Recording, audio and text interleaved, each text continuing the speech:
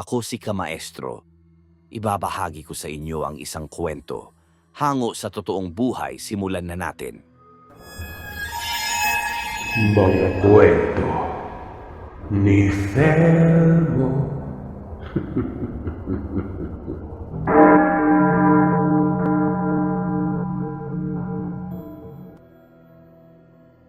Magandang araw, Thelmo, at sa mga tagapakinig mo. Nalaman ko kasi na meron kang kamag-anak dito sa Antique at Iloilo. Meron lamang po akong ibabahagi sa inyo.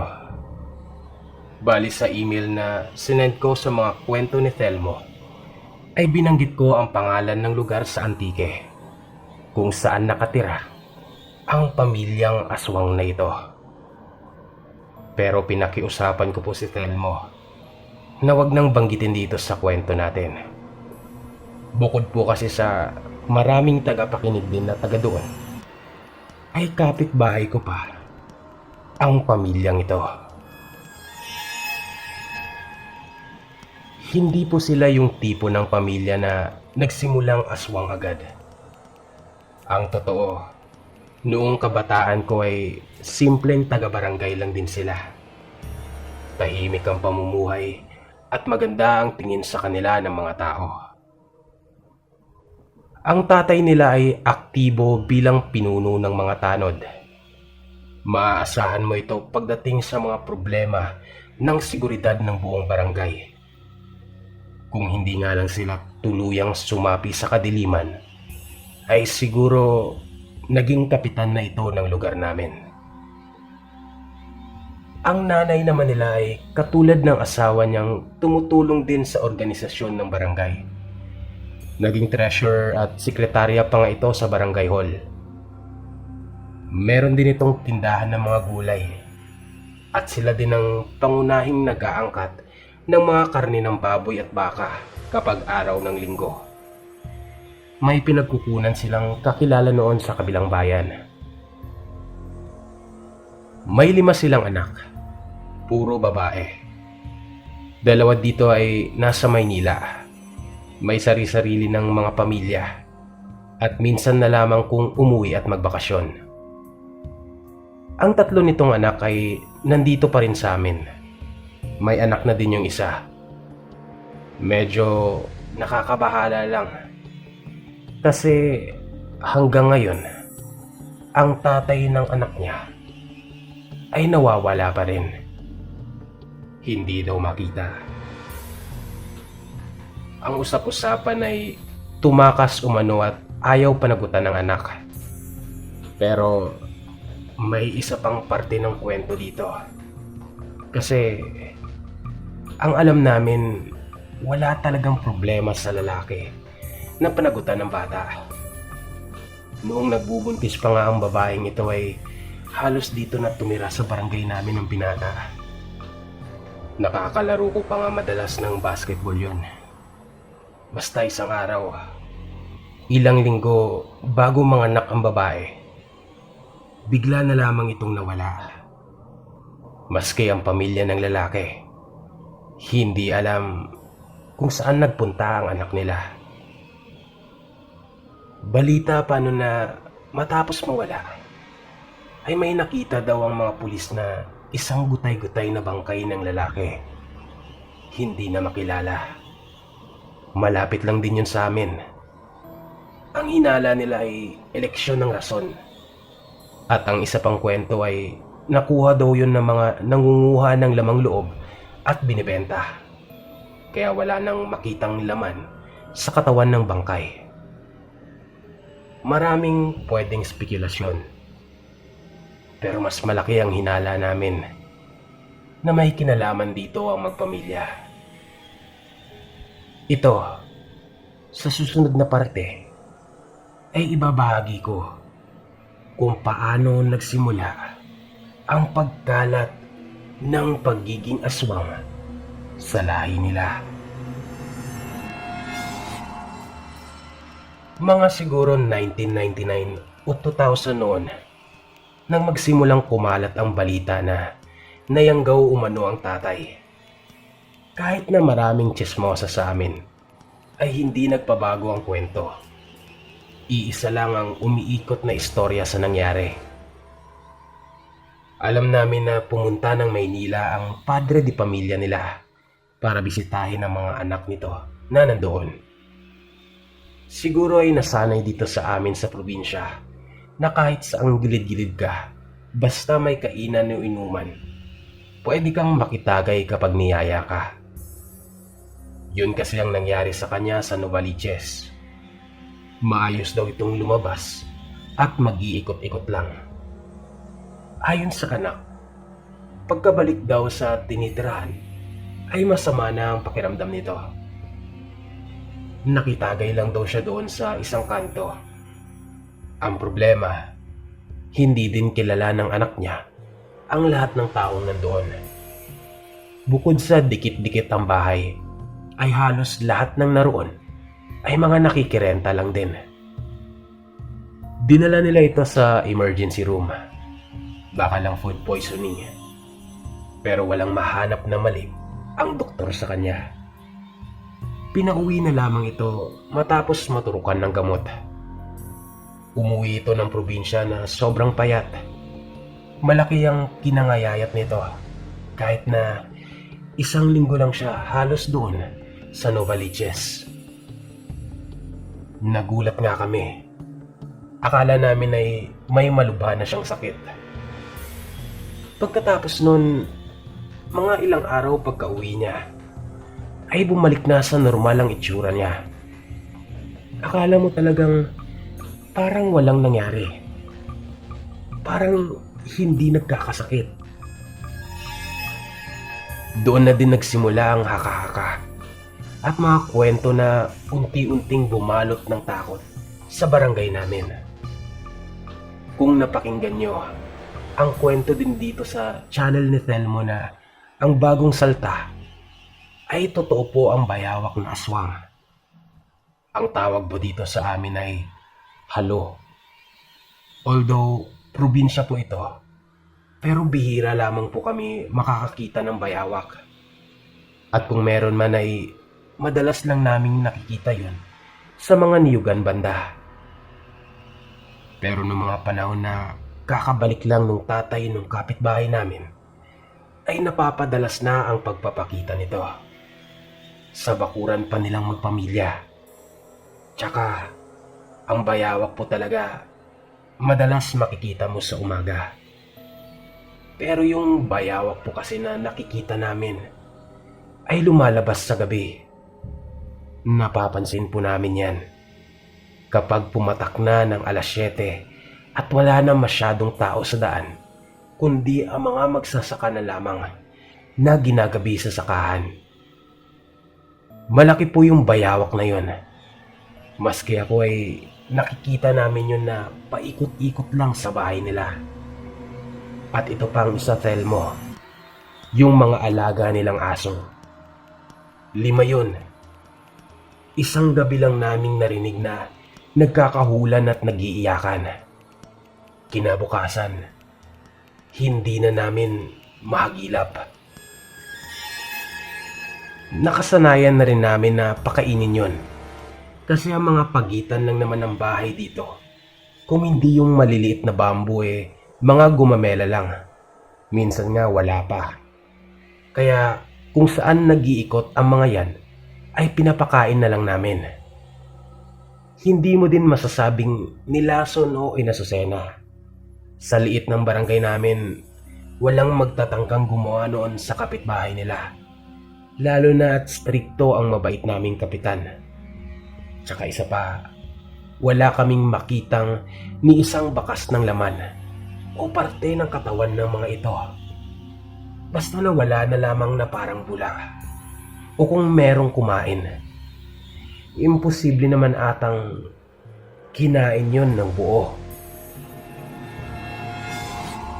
Mula noon tuwing umaga, makakakuha kami ng mga balita sa mga kapitbahay namin na laging kumakaluskos ang mga bubungan nila kapag gabi. Meron pa nga kaming kapitbahay, yung mismong pundasyon ng pawid na gawa sa isang malaking kawayan ay nabali na animo ay may mabigat na tumayo dito. Hindi ito yung tipong gawa-gawa lang ng chismis. Sineryoso ito ng mga taga-barangay at hindi rin isinasantabi na posibleng pagnanakaw din ang motibo nito at ginagamit lamang ang aswang bilang rason. Yun nga lang, ang medyo kakaiba dito ay yung tatay nung magpamilya. Hindi ito sumasama sa ronda at nalaman nga namin na umalis na din ito sa pagiging tanod. Tapos ito pa, nung dumating ito mula sa Maynila ay kalbo ito. Ever since, ito na talaga ang nakahiligan niyang hairstyle. Mga 2 linggo matapos nun at yung kumalat na nga ang istorya ng pagiging aswang niya, ay bigla na lamang nagbago ang itsura niya. 2 linggo lang ha. 2 linggo. Pero sobrang haba na ng buhok niya. Umabot na sa batok. Pati ang balbas nito. Tapos ito pang medyo mas nakakadagdag ng pangamba namin. Yung asawa niya, hindi na rin naglalabas. Umalis na din ito sa pagiging sekretarya at halos bihira na lamang namin siyang makita. Kadalasan linggo. Pero maagang maaga ito. Since halos lahat na magsasaka sa amin ay hindi pumupunta sa sakaan ng ganitong araw. Kaya napapansin din nila ito. Mamimili ito ng maraming karne doon sa supplier nila dati. Pero hindi na sila nagbebenta. Tapos, nasalubong pa namin ito ni Lola minsan nung papunta kaming simbahan. May bitbit na malaking plastic. Siyempre, bilang isa sa nakakatanda sa barangay namin, tinanong namin ito ni Lola kung ano yung laman ng plastic na yon. Usesera din kasi si Lola. Ang sinagot lang nito ay pang dinuguan daw. Pero grabe, punong-puno talaga yun ng lagayan. Para bang may piyesta kung magdinuguan sila. Dahil kapitbahay lang din namin, ay isa ako sa mga nakakapansin na hindi na namin nakikita ang pamilya na nagluluto. Sa probinsya kasi namin, yung kusina namin magkakaharap. Tapos yung buong pader ng bawat lutuan namin ay para na ring malaking bintana. Natatakpan lang ito ng malaking plastic na transparent para hindi mabasa ng ulan. So ayun, wala na talaga kaming nakikitang nagluluto. O makakita lang man ng usok doon sa kusina nila tuwing tanghali o gabi. Pati yung imbakan na pansalang nila ng kahoy, wala nang mga laman. Unti-unti naming nakumpirma ang sekreto ng pamilyang ito nang minsang magkagulo doon sa bahay ng isa naming kabarangay. Nagsisigawan lahat. Akala namin may away. Yun pala, yung panganay na anak nung nakatira sa bahay na yon ay nagsisisigaw habang naghuhugas ng pinggan. Nung tingnan nila, ay may kamay na galing sa labas ng tapayan. Hinahatak ang damit ng bata. Agad naman nila itong hinapak. Iyak daw ito ng iyak. Paulit-ulit na sinasabi yung anti-bebet. Anti-bebet. Yun kasi ang pangalan ng kapitbahay nilang yon, ng asawa ng nayanggaw. Pati yung lola ko, hindi pinatawad ng mga yon. Matanda na si Lola, nasa 86 years old. Bagamat may edad na ito ay malakas pa naman siya. Yun nga lang minsan nag-uulyanin na. Nakakasama ko pa nga ito kapag pumupunta kaming bukid. Madaling araw din noon, kahulan yung mga aso. Ginising ako ni tita. Naninigas daw si Lola. Tumayo naman ako agad. Hinawakan ko ito. Grabe, sobrang lamig ni Lola nun. Akala nga namin ay mamamatay na ito. Don't get me wrong ha. Buhay pa si Lola hanggang ngayon. Ako, todo minamasahe ko si Lola nun. Yung mga kamay niya, daliri, para lang mabalik ang sirkulasyon ng dugo niya. Tapos ay umuungol-ungol siya na hindi makapagsalita ng maayos. Si tita naman, nagte-text habang paikot-ikot kung ano yung mga pwedeng dalhin. Kasi plano na talaga naming ipa-ospital si Lola nun. Maghahanap kami ng tricycle as much as possible. So kinontak niya ang isang tita ko na malapit lang sa amin. Maya-maya pa ay tumili ito. Ako naman nagulat. Kinumutan ko si Lola tapos diretso akong pumunta sa kanya sa bandang kusina. Magtatanong pa sana ako kung ano yung sinisigaw niya. Pero nakita ko rin, may nakadungaw na mata sa espasyo ng pader at bubong namin. Hindi ito mata ng kung anong hayop lang. Nagbabaga ito na kulay pula. Parang baga sa uling. Ganun na ganun ang itsura. Hinata ko si tita noon tapos tinuloy lang namin yung pag-contact sa isang tita ko. Habang minamasahe si Lola, katabi ko na ang itak noon, tsaka yung daga. Yung tanso na kutsilyong naiwan ng yumao kong lolo. Takot daw ang mga aswang doon. Umayos naman si Lola. Nagising ito na parang walang nangyari. Pero kami naman sobrang napuyat. Magliliwanag na kasi halos nang umayos siya. Ito pa, napapansin din namin na yung 3 anak niya na linggo-linggo kasama namin sa misa, hindi na nagsisisimba. Pati yung pari na nagbabahay-bahay para sa padasal, hindi na din nila pinapapasok sa bahay nila. Yung nakakabahala pa nito, yung isang apo, nahuli namin minsan na bit-bit yung karni na hilaw. Ninangat-ngat niya ito, as in hilaw. Parang nakakasok ang tingnan eh. Yung isa pa na matanda sa amin, na halos kaidaran ni Lola, sinaway yung bata na ito. Kinuha yung karne. Yung bata naman, nag-iiyak, tumatakbo pa uwi. Kahit yung matanda na yon, hindi nakaligtas doon sa pamilya. Kinagabihan umano, sobrang dami daw ng kumakaluskos sa gilid-gilid ng bahay ng matanda na yon. Sa bubong, pintuan, tsaka bintana. Para bang may gustong pumasok. Na-admit pa nga ito sa ospital eh. Nagdeliryo dahil sa takot. Pero hindi naman ito malala. Kumbaga sa lingwahe namin ay hindi naman siya inudom. Udom kasi yung tawag sa amin, yung parang nabati ka. Nausog kumbaga. Basta parang ganon. Naging okay naman yung matanda na yon.